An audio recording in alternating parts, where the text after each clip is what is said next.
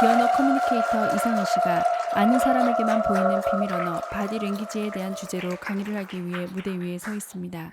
네, 이렇게 격렬히 환영해 주셔서 진심으로 감사드립니다. 저는 사람들의 몸짓과 표정, 바디랭귀지를 관찰하고 분석하는 몸짓 읽어주는 여자의 이상은입니다. 반갑습니다.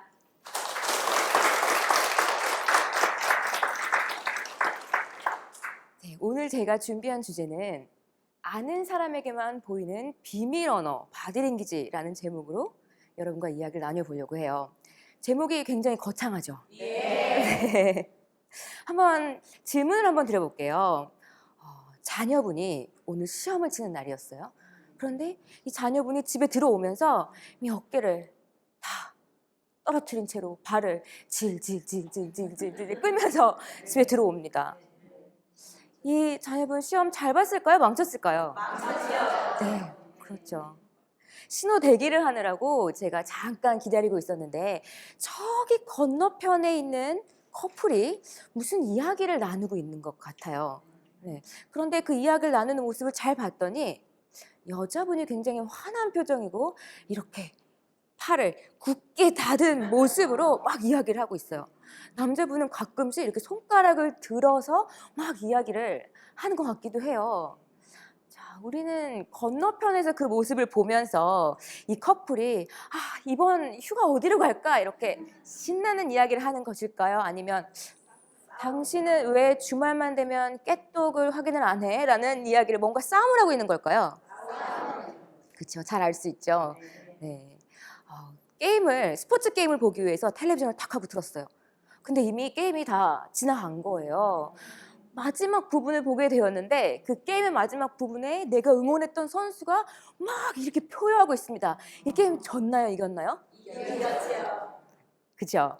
우리가 굳이 상대방의 이야기를 듣지 않아도 그 사람들의 표정이나 행동만을 보더라도 우리가 시험을 잘 봤는지 또는 잘 못 봤는지 또는 휴가에 관한 즐거운 이야기를 하고 있는지 무언가 화가 난 이야기를 하고 있는지 또는 게임에서 이겼는지 졌는지를 잘 알 수가 있다는 거예요. 네. 오늘 이렇게 우리가 무의식적으로 드러내는 감정과 표현들이 내가 사랑하는 가족들, 그리고 동료들, 친구들, 그리고 고객과의 사이에서도 어떤 메시지를 전달하고 얼마만큼 큰 영향을 미치는지에 대해서 한번 이야기를 나눠보려고 합니다. 네. 기대되시죠? 네. 네, 좋습니다. 자, 공감 능력이 10% 향상, 네. 20%더 높은 판매율, 탑 퍼포먼스의 90%, 3천만 원 추가 연봉. 네. 네, 연봉이라는 단어가 나오니까 일단 반응이 더 좋게 보여주시는 것 같아요. 네. 자, 이 네 가지는 무엇에 관한 이야기일까요? 오늘 주제가 뭐죠? 네. 그렇죠. 바디랭귀지에 대한 이해도가 평균보다 높은 사람들의 특징에 대해서 정리해 놓은 겁니다. 네. 여러분들 잘 아시는 독일의 비사 자동차 있죠? 네. 그 자동차에 세일즈를 하시는 영업사원분들을 4시간 동안 상대방의 표정을 관찰하고 분석하는 트레이닝을 4시간 동안 했어요. 네. 그랬더니 공감 능력이 10%가 향상이 되었다라고 합니다. 이거 너무 중요한 거죠. 우린 가끔 이런 말 하잖아요. 나는 그런 능력이 없어서 잘 못하겠어. 이런 얘기들을 하기도 하죠. 네. 그런데 우리가 사람들의 표정을 보고 읽는 연습만 하더라도 이렇게 10%나 되는 공감 능력을 향상시킬 수 있게 된다는 거예요. 네. 그러다 보니까 이분들이 당연히 세일즈면서도 더 높은 세일즈 수치를 가지고 오시는 게 당연하겠죠. 네. 뿐만이 아니라 탑 퍼포먼스의 90%. 그러니까 어느 분야에서든 두각을 드러내는 많은 사람들의 신뢰를 받고 본인들의 능력을 여지없이 드러내는 탑 퍼포먼스의 90%가 무려 바디랭귀지에 대한 이해도가 평균보다 더 높다라고 합니다. 네. 그리고 여러분들이 기다리셨던 이 부분, 네. 추가 3천만 원 부분. 네. 3천만 원이면 사실 어떤 사람들의 전체 연봉이기도 해요. 예. 그런데 바디랭귀지를 잘 읽는 사람들의 특징 중에 하나가 뭐냐면 이 수치는 사실 미국에서 나온 수치예요. 네, 그래서 우리나라와 조금 다를 수는 있지만 바디랭귀지에 대한 이해도가 높은 사람들은 그렇지 않은 사람보다 연봉을 더 많이 번다라는 거예요. 네.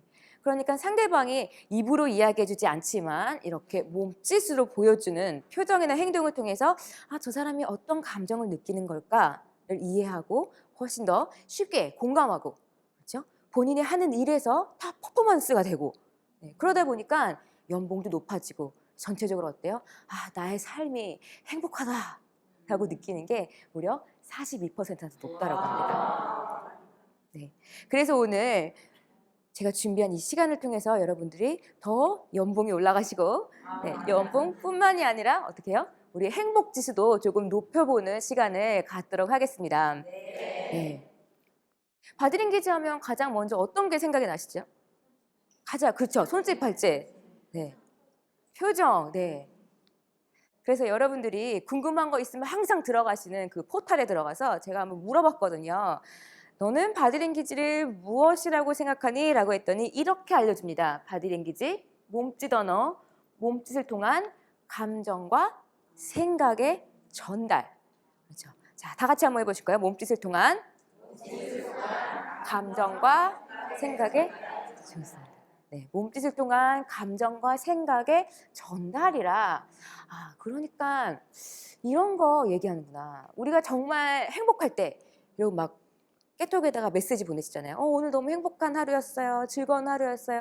그런데 우리가 행복할 때 어때요? 이미 표정에서 근육이 실룩실룩실룩 움직이고 미소를 짓죠. 그리고 우리가 미소로 나의 이 감정을 다 표현할 수 없어라고 느낄 때는 어떻게 해요? 온몸으로. 네, 온몸으로 나의 기쁨을 표현을 합니다. 네. 반대로 슬플 때도 마찬가지죠. 우리가 아기도 몸을 움츠리기도 하고, 우리가 눈물이라는 도구를 빌려서 나의 감정을 표현하기도 하고, 몸을 작게 만들고 자꾸 사람들 밖에서 숨으려고 하면서 나한테 말 걸지 말아줘, 나를 좀 내버려둬 라는 이야기를 한다는 거예요. 네. 그런데 이렇게 우리가 감정을 드러내는 바로 보이는 표정들 뿐만이 아니라 우리가 일상생활에서 사용하는 굉장히 많은 것들, 그러니까 몸의 전체적인 자세, 그리고 머리의 움직임, 네, 얼굴, 표정, 네, 눈 맞춤, 시선의 움직임, 시선의 방향, 네, 그리고 손팔, 그리고 다리의 움직임, 자세의 열린 자세 또는 닫힌 정도, 네, 상대와의 접촉, 그리고 거리, 네, 이러한 모든 것들이 내가 어떠한 메시지를 상대방한테 전달할 때 굉장히 중요한 요소로 작용을 한다는 겁니다. 네. 미국의 UCLA의 알버트 메러비안 교수가요, 사람들이 서로 소통을 할 때 과연 어떠한 요소들에 의해서 영향을 받는지에 대한 실험을 했어요. 네, 그 실험 결과 이 3가지의 요소에 의해서 영향을 받는다고 합니다. 첫 번째, 말의 내용, 단어인 거죠. 네, 무엇을 말할 것인가예요. 그럼 두 번째는 음성, 목소리, 리듬. 네, 그러니까 그 단어의 내용을 전달할 때 어떠한 방식으로 들리는지에 대한 이야기인 거죠. 세 번째는 바디랭귀지, 표정, 몸짓이었어요. 이 단어를 이야기할 때 어떤 모습으로 보이는가라는 것이죠. 네, 우리가 하는 말과 말이 들리는 언어라고 한다면 우리가 사용하는 몸짓은 뭐예요? 보이는 언어인 거죠. 네, 그런데 이 3가지의 요소들이 과연 얼마만큼의 영향을 미칠까라는 것을 알아봤더니, 보시는 것처럼 단어 몇 %죠? 네, 7%. 네, 단어는 7%라는 거예요. 그리고 목소리가 38%. 네, 그리고 나머지 55%가 바디랭귀지래요. 그런데 사실 이 실험에서 중요한 것은 우리가 숫자가 아니에요. 네, 이 교수님이 이 실험을 하시면서 이 실험 자체는 굉장히 제한적인 상황에서 이루어진 실험이었고, 이 수치는 절대적인 수치가 아닌 상대적인 수치다라고 말씀을 하셨어요. 네, 그러니까 7%라고 해서 우리가 말의 내용, 그러니까 내가 전달하고자 하는 메시지의 내용을 완전 다른 메시지, 전혀 관계없는 메시지, 완전 엉망진창인 메시지를 말을 하지만 목소리만 좋고 바디랭귀지나 표정만 좋으면 될까요? 아니죠. 네. 이 7%의 메시지를 전달하기 위해서는 들려지는 방식이나 보여지는 방식이 중요하다라는 이야기를 한 거였거든요. 네. 그런데 이거보다 조금 더 중요한 사실이 있었어요. 그걸 한번 같이 알아보도록 할게요. 네. 잘했어. 내용 몇 %라고 했죠? 7%. 네. 그렇지만 우리는 이 7%라는 숫자에 너무 연연하지 않기로 했지만 왜 7% 정도밖에 힘을 보내지 못하는가를 한번 알아보도록 할게요. 자, 잘했어라는 내용을 전달하고자 해요. 그런데 아까 음성 38%가 나오죠. 우리가 정말 잘했을 때 어떻게 칭찬하죠? 잘했어 어떻게 하죠? 그죠? 잘했어, 잘한다. 네. 그런데 어머님들 아마 여기 계신 분들도 자주 하셨을 것 같아요. 가끔 이렇게 헷갈리게 쓰실 때가 있어요. 어떻게 쓰시죠?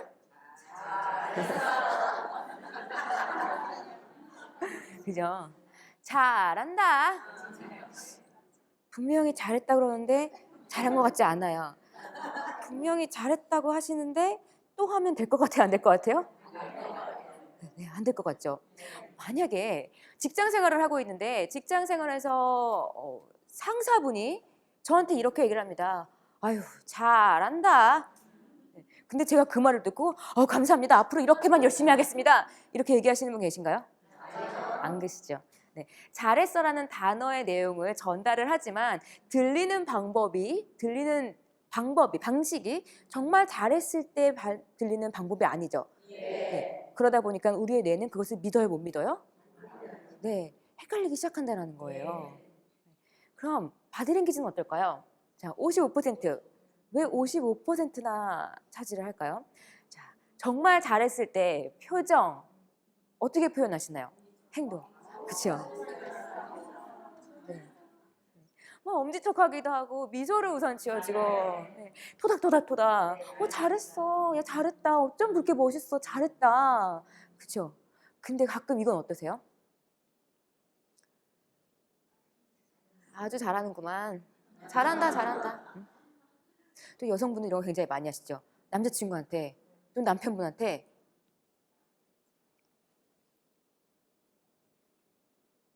화 안 났다고. 화 다 풀렸다고요. 아무거나 먹으러 가자고요. 괜찮다고요.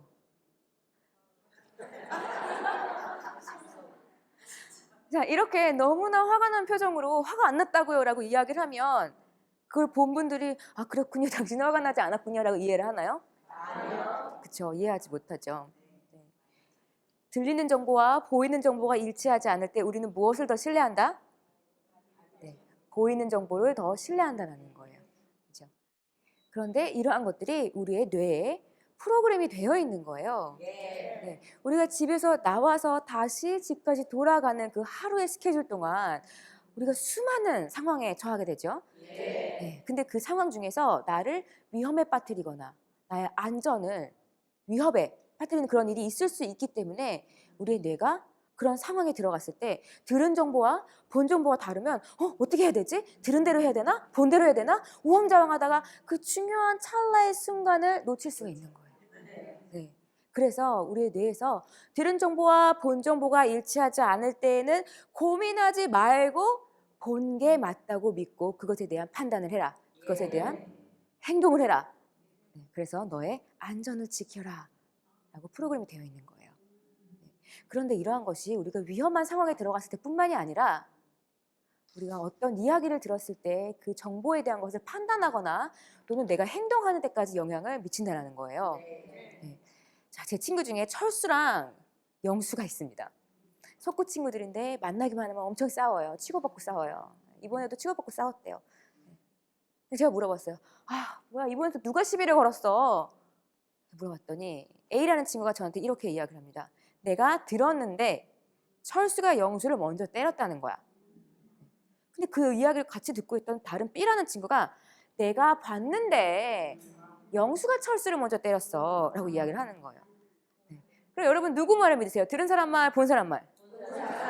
그렇죠. 본 사람의 말이 이야기가 더 신빙성 있다고 생각을 하시죠. 과연 이런 것은 우리의 행동까지도 바꾸게 할까요? 제가 저녁에 강남역에서 친구와 약속이 있습니다. 네, 지하철을 타고 강남역에 가는 길이에요. 네, 저는 지하철 안에 앉아 있는데 방송이 나옵니다. 띠리리리 이번 역은 역삼 방송이 나와요. 밖을 딱 봤더니 강남역이라고 써 있어요. 여러분 내리시나요, 안 내리시나요? 내리시죠. 네. 들은 정보는 역삼역이라고 이야기를 했지만 본 정보가 지금 여기가 강남역이라고 이야기를 하니까 내리시죠. 여러분 거기에서 어떤 분도 잠깐만, 나는 지금 분명히 내가 들은 정보는 역삼역이라고 이야기했는데 내가 본 정보는 강남역이란 말이야? 그럼 이게 역삼역인가 강남역인가? 난 내려야 되나 말아야 되나? 고민하고 있지 않으시죠? 네. 듣자마자 바로 뭐야, 강남역이잖아 하고 내리시죠. 네. 이렇게 우리는 본 정보와 들은 정보가 일치하지 않을 때는 본 정보를 더 신뢰하도록 되어 있다는 거예요. 네.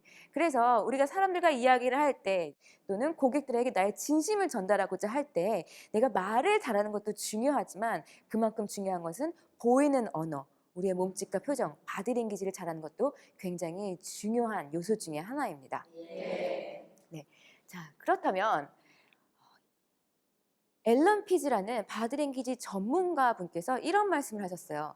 많은 사람들이 본인이 전달하고자 하는 메시지를 방해하는 바디랭귀지를 사용하면서 왜 설득이 되지 않는지, 왜 내 말을 믿지 않는지 알지 못한다라는 이야기를 하셨어요. 우리 많은 사람들을 만나다 보면 이런 경우 있죠. 저 사람은 말을 참 잘하는 것 같은데 뭔가 잘 모르겠어. 찜찜해. 뭔가 숨기는 것 같아. 라는 느낌을 가질 때가 있죠. 네. 그래서 내가 왜 이러한 감정이 드는지 설명을 할 수는 없지만 본 정보와 들은 정보가 일치하지 않기 때문에 우리 뇌에서 혼란을 일으키는 거예요. 네. 말을 잘하는 사람을 굉장히 부러워하죠, 우리는. 네. 어쩜 저렇게 말을 잘할까 굉장히 많이 부러워해요. 네. 그렇게 말 잘하는 사람들이 굉장히 많고 말을 잘하는 것이, 스피치를 잘하는 것이 굉장히 능력 중에 또 하나이기도 하죠. 네. 그런데 우리가 말을 잘하는 사람을 보고 이제 그 사람들과 관계를 맺고 계속 시간을 지속하고자 할 때 우리는 항상 그 사람들이 하는 이야기가 행동을 통해서 진짜로 보여지는지를 확인하려고 합니다. 네. 예를 들어 나는 좋은 사람이야, 나는 모든 것을 나누는 사람이야, 나는 욕심 없는 사람이야 라고 이야기를 하지만 행동을 하는 거 보니 모든 욕심 혼자 다 부리고 있고 아무랑도 나누지 않고 전혀 친절하지 않고 이런 행동을 본다라고 하면 우리는 그 사람을 신뢰하지 않죠. 네. 말을 잘하는 것도 중요하지만 그에 맞는 태도를 갖는 것도 굉장히 중요하다는 이야기겠죠. 어떤 사람을 만났는데 이분이 옷을 굉장히 멋있게 잘 입고 오셨어요. 네. 그런데 이야기를 좀 나누어 보니까 그렇게 입은 옷만큼 멋있는 사람이 아닌 것 같아요. 배려를 넘치는 사람도 아닌 것 같아요. 따뜻한 사람도 아닌 것 같아요. 네, 그러면 이 사람이 입고 있던 멋진 옷이 더 이상 안 보이기 시작하죠. 네, 우리는 결국 사람들이 보여주는 행동을 통해서 그 사람의 인성까지 평가를 한다는 거예요.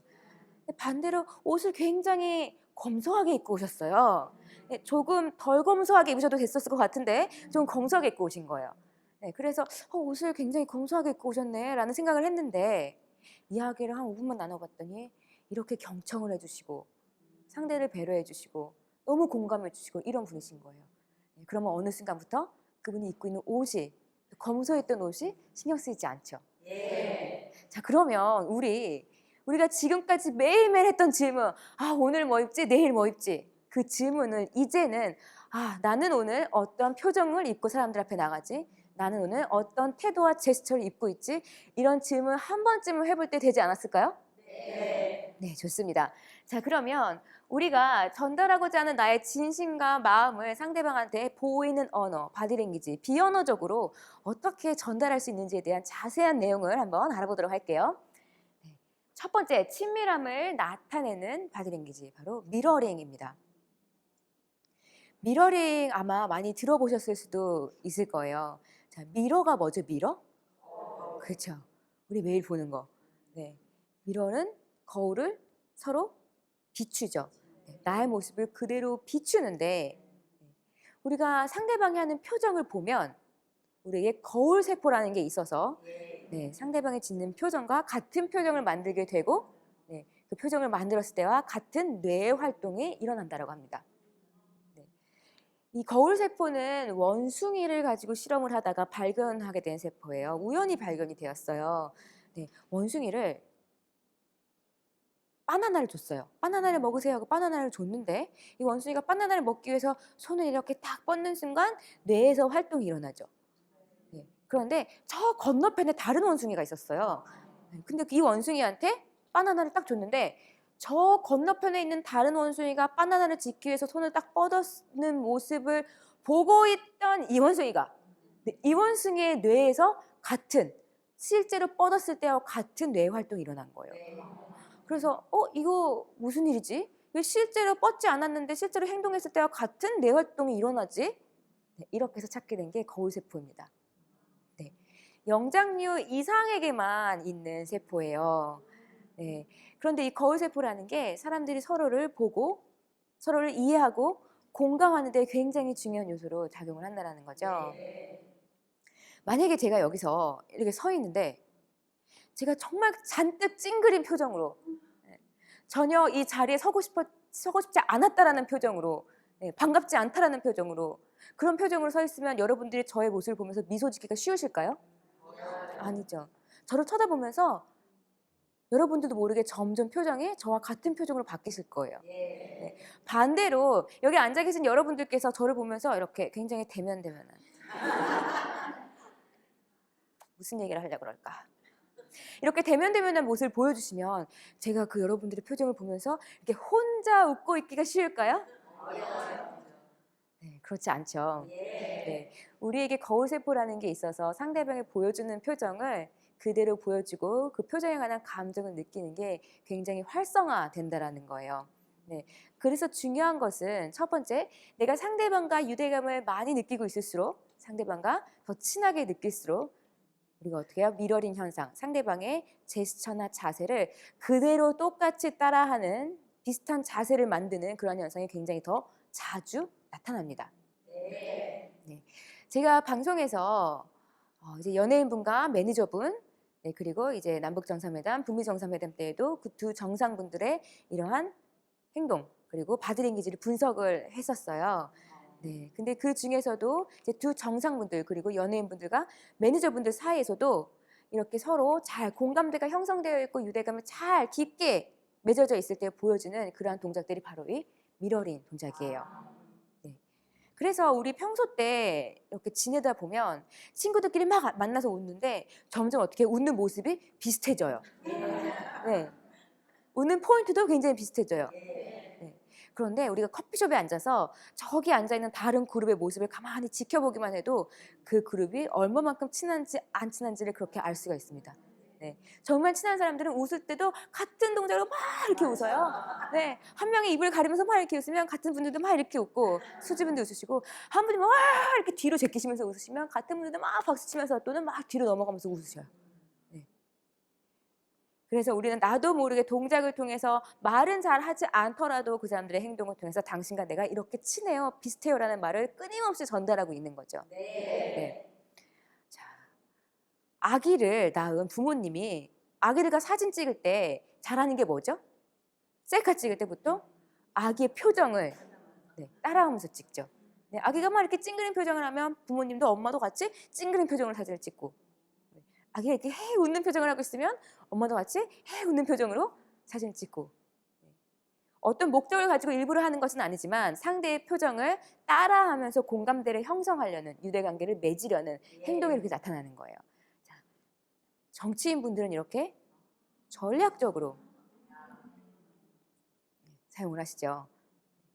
우리가 상대방과 유대감이 잘 형성이 되어 있을 때에 나도 모르게 이러한 행동들이 나오기도 하지만 반대로 내가 이런 행동을 했을 때 상대방과 더 깊은 공감을 할 수가 있습니다.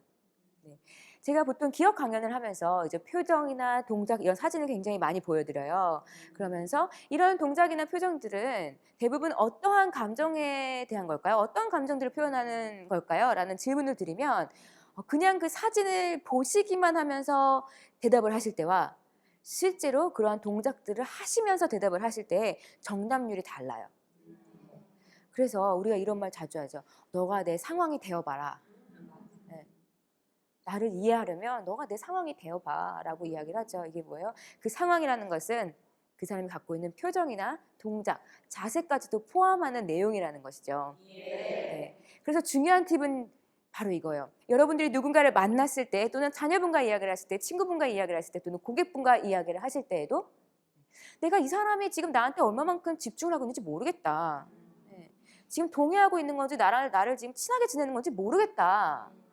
이렇게 고민이 되실 때에는 우리가 항상 이렇게 언어적인 거에만 집중했었잖아요. 아, 이 사람은 왜 대답을 안 하지? 왜 대꾸를 안 하지? 그것보다 이제는 내가 하는 행동을 상대방이 얼마만큼 잘 미러링 해주는지만 관찰하셔도 잘 알 수가 있어요. 두 번째는 내가 누군가와 친해지고 싶은데 그런데 뭔가 말로 자꾸 표현하고 하는 것이 좀 어렵다라고 하실 때는 어떻게 해요? 반대로 내가 그 사람의 행동을 미러링 해주시는 방법으로 상대방한테 당신과 내가 이렇게 같은 사람이에요. 같은 리듬을 가지고 있어요. 당신이 느끼는 것을 나도 이해하고 있어요. 이런 메시지를 전달할 수가 있는 겁니다. 근데 중요한 것은 가장 크게 자세만 미러링을 한다고 생각을 하셔도 좋아요. 예를 들어 상대가 내 말에 관심이 있을 때는 어떻게 하죠? 몸이 앞으로 이렇게 나오죠. 그러면서 더 가까이 들으려고 하죠. 네, 이렇게 관심을 보여줄 때는 나도 몸을 살짝 앞으로 당기면서 이야기를 해주고요. 네, 상대방의 이야기를 듣다가 갑자기 몸을 살짝 뒤로 이렇게 밀었어요. 몸을 뒤로 밀면 말하는 사람은 어떻게 해요? 갑자기 불안해져요. 네, 이 사람이 내 말을 지금 지루하게 느끼나 안 듣고 있나 하면서 어떻게 해요? 상대방은 점점점 뒤로 가는데 나는 점점점 앞으로 가고 나중에 이제 막 테이블까지 올라가려는 이렇게 점점점 앞으로 기울어지죠. 그런데 상대방의 몸을 뒤로 미는 바디랭귀지는 반드시 부정이나 무관심의 바디랭귀지가 아닙니다. 네, 상대방의 행동이나 몸짓을 분석할 때에는 굉장히 다양한 요소들을 같이 고려해서 분석을 하셔야 돼요. 네, 그래서 상대방의 몸을 뒤로 밀었을 때는 내가 급한 마음에 나의 몸이 이렇게 앞으로 기울겠지만 그래서 조금 참으시고 나도 몸을 뒤로 기울여 앉으면서 말을 조금 천천히 하시면서 상대방이 왜 지금 몸을 뒤로 기울였을까라는 것을 관찰하시면 돼요. 가장 쉬운 방법 중에 하나가 뭐냐면 이야기를 하다가 상대방이 물을 마시면 저도 그 타이밍에 같이 물을 마시는 겁니다. 이것을 굉장히 잘하시는 분들은 어떻게까지 하시는지 아세요? 상대방의 말투, 빠르기, 들숨, 날숨까지 다 똑같이 따라하세요. 네. 근데 그러다 보면 아마 처음에는 내가 이 사람과 유대감을 전략적으로 형성하기 위해서 그런 행동들을 했는지 모르지만 우리가 그런 행동을 하면서 유대감이 형성이 된다고 했죠. 왜요? 그런 감정이 더 잘 생기기 때문이고 상대방의 감정을 더 잘 이해할 수 있기 때문인 거죠. 네. 그래서 제가 하나 부탁드리는 거는 미러링을 하실 때에는 내가 너를 따라할 거야. 내가 너와 유대관계를 만들고 말겠어. 네. 이러한 목적이 아니라 과연 당신은 어떤 감정을 느끼고 있을까요? 내가 이해해야 되는 것은 어떤 것들일까요? 내가 당신에게 모르고 있는 것은 어떤 것들인가요? 이런 것을 이해하시려는 노력의 일환으로 이런 미러링을 잘 활용해 주시면 내가 상대방을 좀 더 잘 이해할 수 있지 않을까라는 생각을 합니다. 자, 그렇다면 두 번째는 우리가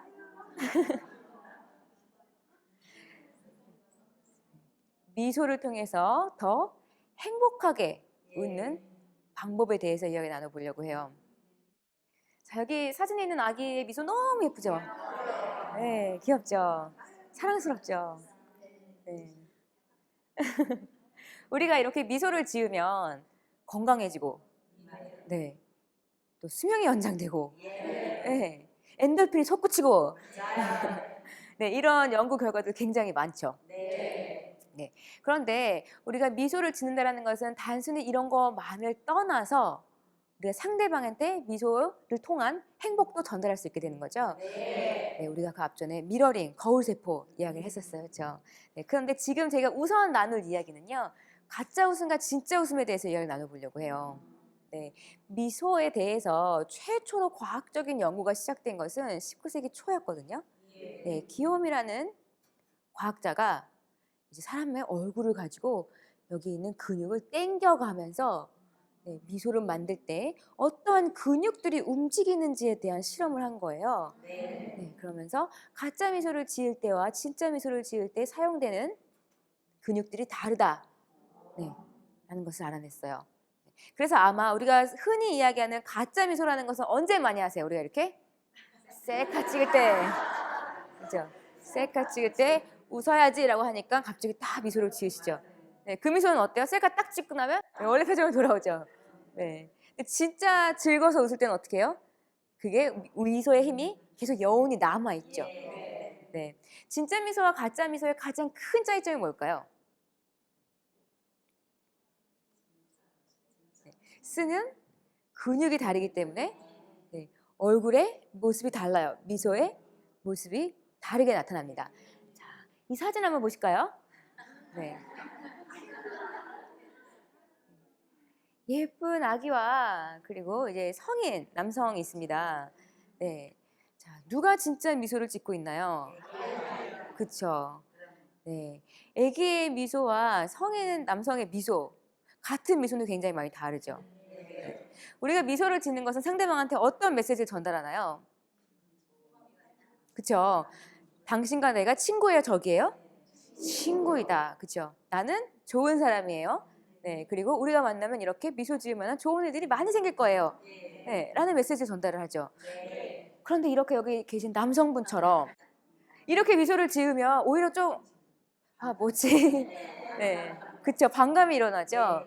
내가 미소를 통해서 전달하려는 메시지, 네. 이루고자 했던 목표와 어떻게 반대 방향으로 가고 계신 중이신 거죠. 네. 뭔가 가식적인 것 같아 보이고, 편안해 보이지 않고, 무서워 보이고. 그렇죠. 네. 가장 큰 특징, 얼굴에서 보이는 가장 큰 특징은 진짜 미소는 뭐와 함께 웃는다? 네. 눈과 함께 웃는다라는 겁니다. 네. 가짜 미소는 우리가 쓰는 근육이 진짜 미소도 다르다고 했죠. 네, 가짜 미소는 큰 광대근, 대관골근이라고 하는 우리가 옆에 얼굴의 측면에 있는 근육을 써요. 그래서 어떻게 하죠? 치즈 하면 쯔 하면서 입꼬리를 쭉 올리는 근육을 쓰시는 거예요. 네, 자, 잘 어울리시는데요? 네. 자, 그러면 눈은 웃지 마시고 입만 한번 쭉 올려보실까요? 치즈. 네, 여러분 지금 굉장히 무섭습니다. 네. 네, 좋습니다. 자, 그런데 이 아기가 보여주는 진짜 미소는 안윤근이라고 눈 둘레근을 사용하는 거예요. 그래서 보통 우리가 눈웃음이라고 하잖아요. 그렇죠? 네. 근데 이 두 근육의 가장 큰 차이점이 뭐냐면 큰 광대근, 우리가 가짜 미소를 지을 때 딱 하고 올리는 그 광대근은 내가 올려야지라고 하면 마음을 먹으면 딱 올릴 수 있는 근육이에요. 네, 쉽게 제어가 가능한 근육이에요. 네. 그런데 이 안윤근이라는 것은 내가 쉽게 이거 움직여야지 하고 움직이기가 굉장히 어려워요. 네. 그래서 정말 행복한 기분이 들었을 때 뇌에서 작용을 해서 나도 모르게 자연스럽게 움직이는 것이 바로 이 근육이에요. 안윤근이에요. 네. 그래서 우리가 정말 기쁜 행복한 미소를 지을 때는 이렇게 눈이 막 같이 웃죠. 그런데 내가 웃어야지라고 할 때는 어떻게 이렇게 입만 이렇게 웃죠. 네. 그나마 좀 자연스럽게 요새는 셀카를 많이 찍으시다 보니까 점차 이렇게 훈련을 하시고 연습이 되시다 보면서 그냥 가짜로 인공적으로 지으시는 미소도 점점 자연스러워지고 계세요. 그렇죠? 네. 친구들 중에서도 아직도 사진만 찍으면 이렇게 입만 웃고 찍는 분이 굉장히 많아요. 우리가 셀카를 찍을 때는 내가 어떻게 하죠? 화면을 보고 찍죠. 네. 그래서 내가 어떤 모습으로 웃고 있는지를 보는 것이 확인하는 것이 굉장히 쉽다라는 거예요. 네. 그래서 이거는 내 미소가 아닌데 하면서 조절하기도 한다라는 것이죠. 그런데 과연 그런데 말입니다. 여러분이 생각하시는 그 미소가 실제로 내가 짓는 미소일까요? 내가 생각하는 미소일까요? 아닌 경우도 굉장히 많아요. 네. 종종 있는 경우예요. 나는 내가 셀카 찍었을 때의 모습으로 웃는다고 생각을 했는데 네, 사실 내가 거울 없이 셀카 없이 카메라 없이 웃었을 때는 다른 모습으로 웃는 경우들이 많다라는 거죠. 네, 그걸 보실 때에는 내가 자연스럽게 있었을 때의 모습이 찍힌 사진들을 보시면서 나는 평소 때에 어떤 식으로 웃는지, 그래서 사람들이 보는 나의 미소는 어떤 모습인지를 한번 확인해 보시면 좋을 것 같아요. 네. 자, 아까 우리가 입을 통해서 대관골근만 사용해서 짓는 가짜 미소 한번 해봤죠. 자, 그럼 이번에 안윤근을 움직여서 눈과 함께 웃는 미소 한번 해보실까요? 시작. 자, 여러분들 지금 너무나 훌륭하게 잘 보여주셨어요. 네. 우리가 입만 올려서 가짜 미소를 지으려고 하니까 이렇게 표정만 짓게 됐죠. 네. 그런데 우리가 눈과 함께 웃으려고 하니까 어떻게 했어요? 웃음 소리가 함께 나오죠. 네. 이거 정말 근육이 잘 안 움직여요. 눈으로 웃을 수가 없어요 하시는 분들이 계세요. 네, 또 한 가지 팁을 드리자면 내가 정말 행복했을 때, 내가 이렇게 미소 지어질 때 그런 기억을 다시 가지고 오는 추억을 이렇게 주머니에 넣고 다니시는 거예요. 네. 그래서 내가 조금 긴장이 될 때나 미소를 지어야 할 때 그 추억을 다시 꺼내서 생각해 보시는 거예요. 네. 아니면 굉장히 재미있는 영상들 많잖아요. 네, 그거를 언제든지 볼 수 있는 곳에 저장을 해놓고 가지고 다니시면서 그거를 보시면서 깔깔깔깔 웃으시는 방법도 근육을 운동하는 좋은 방법 중에 하나인 거죠. 중요한 것은요, 여러분. 이 근육이라는 것은 움직여야 계속 활성화되고 더 강화된다는 거예요. 제가 저와 친한 동생 이야기를 한번 해드리려고 해요. 이 동생은 얼굴도 굉장히 예쁘고요. 네, 웹 디자인을 하는 친구예요. 네, 자기 일도 굉장히 열심히 하고 굉장히 예의 바른 친구예요. 얼굴도 굉장히 예뻐요. 근데 이 친구가 어느 순간 저한테 고민을 토로하더라고요. 고민이 뭔가 봤더니 그 친구가 이렇게 얘기해요. 언니, 나는 사람들이 자꾸 나를 너무 차가운 사람으로 본다. 근데 내가 차가운 이미지를 가지고 있는 게 내가 어떤 사람들과 미팅을 하거나 사람들과 만날 때 굉장히 안 좋은 쪽으로 작용을 하는 것 같아 라고 이야기를 하는 거예요.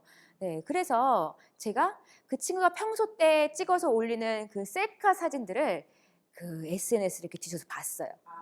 네, 봤더니 그 친구가 굉장히 예쁜 친구인데 어떻게 웃고 있었냐면요. 입을 꾹 다문 채로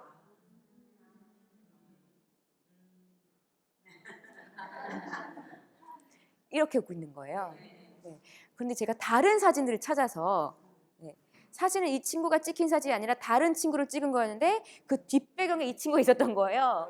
네. 근데 이 사진을 봤더니 너무 웃긴 순간을 포착한 거예요. 이 친구가 이렇게 웃고 있는 거예요. 네. 입을 벌리고 눈을 다 감은 채로 막 이렇게 웃고 있는 모습인 거예요. 그래서 제가 그 두 사진을 같이 보여줬어요. 네, 보여주면서 이게 실제로 너가 웃는 모습이고 너가 이 모습을 네가 사람들한테 보여주는 모습이야 라고 이야기를 해줬어요. 그런데 그 친구가 웃을 때 눈을 이렇게, 눈이 아니죠, 입을 이렇게 다물고 있는다라고 했죠. 우리가 입을 언제 다물죠? 뭔가 이야기하고 싶을 때, 하고 싶지 않을 때. 그렇죠. 눈앞에 먹고 싶은 게 있을 때, 먹기 싫은 게 있을 때. 그렇죠. 우리가 입을 굳게 다문다라고 이야기를 하기도 하죠. 이것은 우리가 누군가를 받아들이고 오픈된 게 아니라 차단하겠다는 의지인 거죠. 네, 그래서 우리가 입을 이렇게 굳게 담으면 누군가 뭔가 말하면 안 되는 비밀이 있을 때도 이렇게 입을 굳게 다무죠. 그리고 어떻게 해요? 내가 말하면 안 되는 건데 말을 딱 해버린 거예요. 그래서 하면서 입을 딱 가리죠. 네. 그래서 우리가 입을 이렇게 굳게 담을 때에는 나의 생각이나 감정을 보여주지 않겠다. 네, 라는 비언어적인 메시지를 전달하기도 하고요. 당신의 이야기에 동의하지 않는다라는 메시지를 전달할 때도 있어요. 네. 그런데 이 저희 동생이 이렇게 웃었지만 입을 굳게 담은 식으로 미소를 짓고 있으니 보는 사람들이 이 사람은 다른 사람들과 친해지고 싶은 마음이 없구나라는 오해를 하게 된 거였어요. 네. 그래서 제가 이 친구한테 한 가지 요청을 했습니다. 이제부터 웃을 때는 입을 살짝 벌리고 웃도록 해봐. 벌리고 웃는 연습을 해봐 라고 말을 했어요. 그랬더니 이 친구가 그 뒤부터 저의 말을 너무나 잘 들어주고 변화된 모습으로 사진이 올라오기 시작했어요. 그 모습이 예전에는 이 모습에서 요새 어떻게 해요? 이렇게 입을 살짝 벌리고 있는 모습을 찍기 시작한 거예요. 네, 그러니까 입을 다물었을 때보다 훨씬 더 자연스러워지고 부드러워졌죠. 네, 개방성, 수용성, 나와 친하게 지내요라는 게 드러나기 시작한 거예요. 네, 그래서 제가 입을 잘 편안하게 잘 벌렸을 때쯤 두 번째 요청을 했습니다. 자, 그러면 이번에는 눈과 함께 웃는 연습을 해봐. 네, 이게 좀 6개월의 기간 사이에 일어난 일이에요. 네, 그랬더니 이 친구가 처음에는 눈과 함께 웃기 시작하는데 이게 어떻게 해요? 굉장히 어색하죠. 사진을 찍을 때도 이건 감은 것도 아니고 뜬 것도 아니에요. 네, 이러한 모습으로 사진이 계속 찍히는 거예요. 그렇지만 하나 다른 것은 예전보다 눈과 함께 웃는 정말 우리가 행복했을 때 나오는 미소를 많이 보여주는 노력을 한 거예요. 네, 그런데 그게 몇 개월이 더 지나다 보니까 요새는 찍히는 사진들이 보면 굉장히 자연스럽게 타고난 것처럼 눈웃음을 원래 짓는 사람처럼 눈웃음을 굉장히 잘 짓게 됐어요.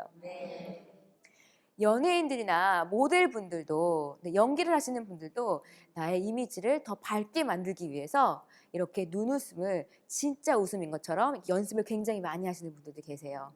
그래서 우리가 이렇게 가짜 웃음을 짓는 것도 그런 감정을 만들어주기 때문에 나를 행복하게 만드는 방법 중에 하나지만, 이제부터는 눈주름을 무서워하지 마세요. 눈주름을 두려워하지 마시고 눈과 함께 자연스럽게 행복한 그런 미소를 짓는 연습을 하시면 조금 더 행복해지지 않을까라는 생각을 합니다. 네. 우리가 지금까지 미소를 짓고 미소를 통해서 더 행복해지는 미소, 그리고 거울세포를 통해서 상대방과 유대감을 형성하고 또 이 사람이 나와 얼만큼 친한가 이것을 알아보는 방법에 대해서 알아봤잖아요. 네.